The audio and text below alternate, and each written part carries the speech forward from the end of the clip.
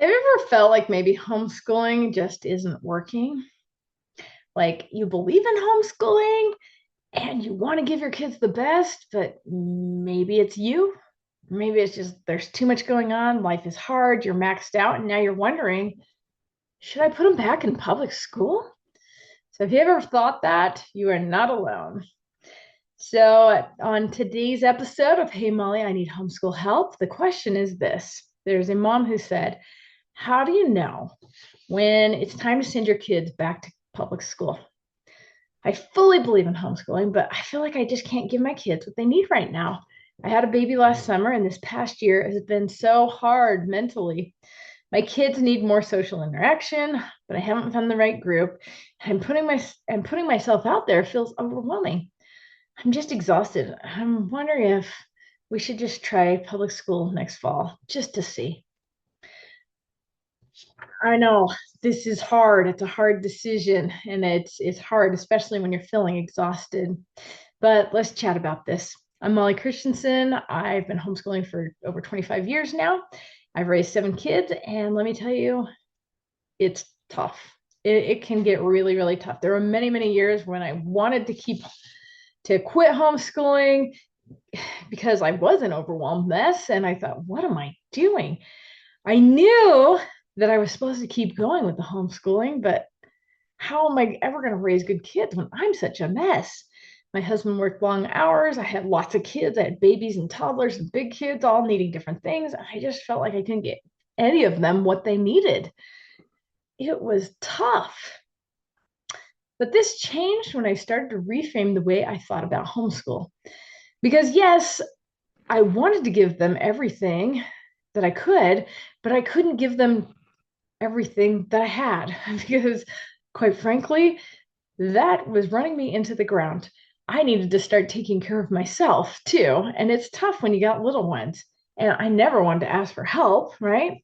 The other thing I did too is I had to reframe how I thought of homeschooling. I really wanted it to be perfect right now, but it really wasn't. What I learned is really homeschooling is a journey, and I had to keep going on that journey. And to when I ran into the challenges, that was just part of the journey for me to learn how to become better and to learn and grow. Realized it was them on a journey, but it was me too. So homeschooling, it's not about perfection. It's more about growth and progress. You're really not failing at all. You're just in the messy middle of your own story. So it helped me a lot to realize that I don't have to do it all right now. My kids are on their own journeys, and I'm here to help guide them. I don't have to have the perfect routine. I don't have to teach them everything. Um, I don't need all this perfect stuff before I'm good enough to homeschool. Yes, there were some times when we did use some public school classes or other outside classes, but really it doesn't have to be all or nothing. You don't have to send them all. You can try it out, right? Sometimes letting your teen take a class or even taking a semester off might be the right move, right? It doesn't mean you're failing. It just means you can't see clearly anymore. And it also means that maybe you're just choosing what's going to work right now. So you can ask your your kids what they think to help make things better, but also you have to be a little bit less hard on yourself. You feel like you're failing, everything feels overwhelming. And there's a reason for that. It's because you're so tired. And it also is because you're probably not taking very good care of yourself. I spent so many years putting my kids first and never doing much of self care at all. And I was on the long road to burnout because it was taking forever. And what I learned too is I did have to prioritize my own health.